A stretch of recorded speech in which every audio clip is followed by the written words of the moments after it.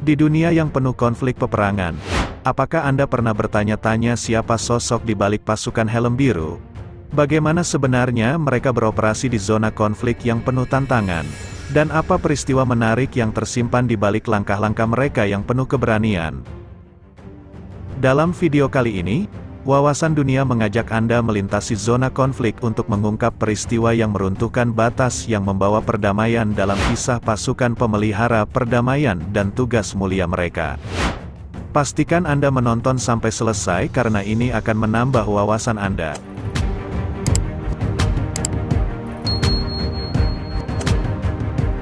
Pasukan Pemelihara Perdamaian PBB atau United Nations Peacekeeping, itulah nama resmi dari pasukan yang biasa disebut dengan Pasukan Topi Baja Biru. Didirikan oleh Dewan Keamanan PBB pada tanggal 29 Mei tahun 1948, mereka bukan sekadar pasukan biasa, tetapi pahlawan penjaga perdamaian di garis terdepan. Tujuan dari didirikannya pasukan ini antara lain, memastikan penarikan pasukan dari wilayah konflik, mengembalikan perdamaian dan keamanan di wilayah yang terkena konflik, dan membantu negara-negara yang terdampak konflik untuk menciptakan kondisi yang memungkinkan perdamaian yang dapat dipertahankan. Dengan tugas utama antara lain, memantau dan memastikan terjadinya gencatan senjata di wilayah konflik, melindungi warga sipil dari ancaman kekerasan dan membantu penyediaan bantuan kemanusiaan, membantu negara-negara yang sedang bertransisi menuju perdamaian dengan memfasilitasi dialog dan negosiasi, mengawasi proses demilitarisasi, termasuk pengumpulan senjata dan pembubaran milisi dan melatih pasukan keamanan lokal agar dapat mengambil alih tanggung jawab setelah misi pemelihara perdamaian selesai. Berikut ini adalah operasi perdamaian yang telah mereka laksanakan. Operasi UNEF 2. Operasi ini berawal dari konflik yang terjadi pada Oktober tahun 1973, ketika Mesir dan Suriah bekerja sama menyerang Israel dalam perang yang dikenal sebagai Perang Yom Kippur.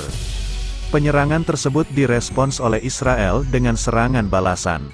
Setelah gencatan senjata terjadi, Dewan Keamanan PBB memutuskan untuk melakukan operasi perdamaian yang dikenal dengan nama United Nations Emergency Force 2 atau UNEF 2. Operasi ini berhasil memastikan terjadinya gencatan senjata antara Mesir dan Israel.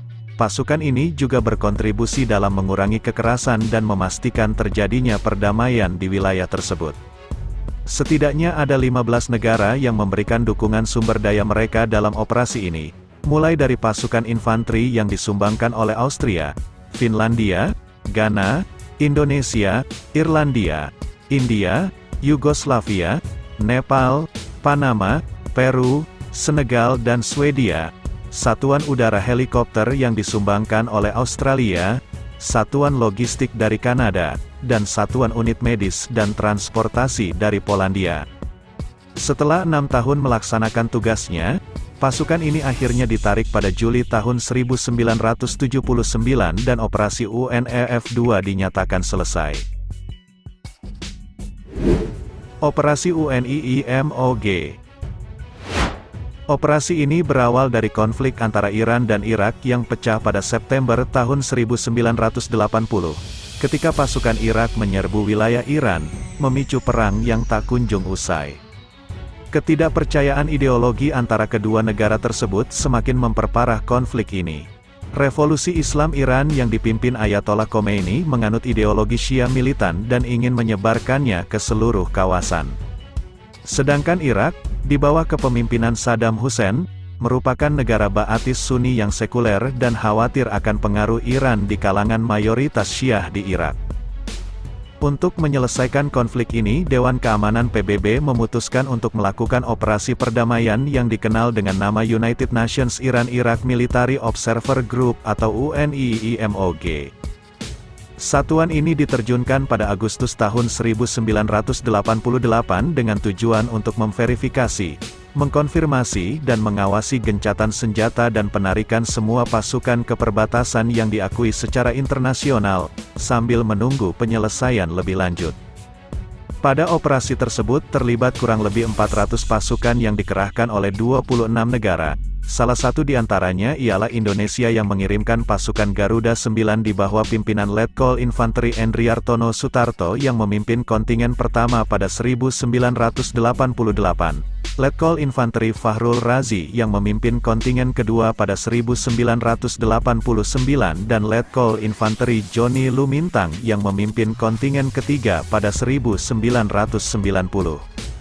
Setelah melakukan tugasnya selama 3 tahun, operasi ini akhirnya dihentikan setelah Iran dan Irak melakukan gencatan senjata dan menarik pasukan sepenuhnya pada bulan Februari tahun 1991.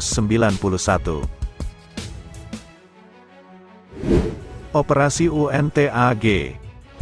Operasi ini berawal dari pemberontakan SWAPO atau Southwest Africa People's Organization, suatu kelompok gerakan kemerdekaan dari Afrika Barat Daya yang sekarang dikenal dengan nama Namibia yang ingin merdeka dari Afrika Selatan.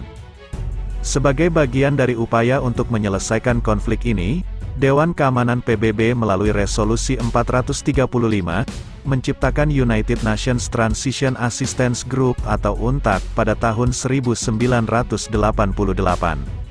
Operasi ini memiliki tugas-tugas utama, termasuk demobilisasi pasukan bersenjata, pemulangan pengungsi, dan pengawasan proses pemilihan umum Namibia. Operasi ini dianggap sebagai keberhasilan PBB dalam membantu Namibia mencapai kemerdekaan pada Maret tahun 1990. Setelah pemilihan umum dan kemerdekaan Namibia, pada tahun 1990 pasukan UNTAG ditarik kembali, dan misi tersebut diakhiri. Operasi Unikom.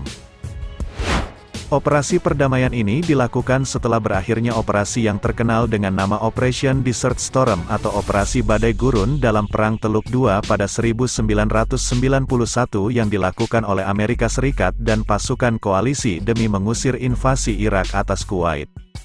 Setelah Kuwait terbebas dari invasi Irak, pada Mei tahun 1991, PBB menerjunkan pasukan pemelihara perdamaian dengan nama Operasi United Nations Iraq Kuwait Observation Mission atau UNICOM. Tugas dari operasi ini adalah untuk mengawasi zona demilitarisasi sepanjang perbatasan Irak dan Kuwait, mencegah pelanggaran perbatasan dan melaporkan setiap aksi-aksi berbahaya antar kedua negara. Pada Februari tahun 1993, mandat yang diberikan diperluas dengan diberikannya izin untuk melakukan tindakan fisik atau militer untuk mencegah terjadinya pelanggaran yang membahayakan perdamaian. Dalam operasi perdamaian ini, setidaknya ada 36 negara yang berpartisipasi untuk menyumbangkan sumber daya militernya. Indonesia juga turut andil dalam operasi ini dengan mengirimkan pasukan kontingen Garuda 11. Setelah menjalankan tugasnya selama 12 tahun, operasi ini akhirnya selesai pada tanggal 6 Oktober tahun 2003. Operasi UNAMET. Operasi ini muncul akibat adanya dugaan pelanggaran HAM yang dilakukan oleh militer Indonesia terhadap rakyat Timor Timur yang pro-kemerdekaan. Timor Timur adalah wilayah bekas jajahan Portugis yang kemudian masuk menjadi provinsi di Indonesia pada tahun 1976 setelah Indonesia berhasil melengsarkan rezim Fretilin dalam operasi militer yang dikenal dengan nama Operasi Seroja.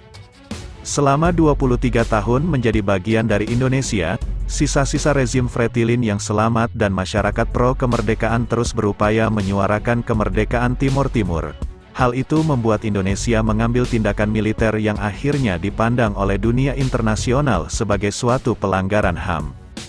Sehingga pada tanggal 11 Juni tahun 1999, berdasarkan Resolusi 1246 Dewan Keamanan PBB mendirikan misi perdamaian bernama United Nations Mission in East Timor atau UNAMET dengan tujuan menyelenggarakan dan melaksanakan jajak pendapat atau referendum berdasarkan pemungutan suara langsung, untuk memastikan apakah rakyat Timor Timur menerima usulan bergabung sebagai wilayah otonomi khusus dalam Negara Kesatuan Republik Indonesia atau menolak usulan tersebut yang menyebabkan pemisahan Timor Timur dari Indonesia.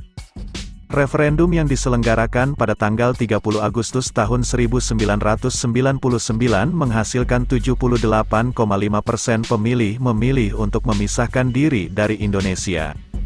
Operasi perdamaian di Timur Timur ini berakhir pada tanggal 30 September tahun 1999 dan dilanjutkan oleh United Nations Transitional Administration in East Timor atau UNTAET, suatu operasi perdamaian yang menjalankan pemerintahan sementara yang mempersiapkan pemerintahan Timur Timur yang merdeka pada tanggal 20 Mei tahun 2002.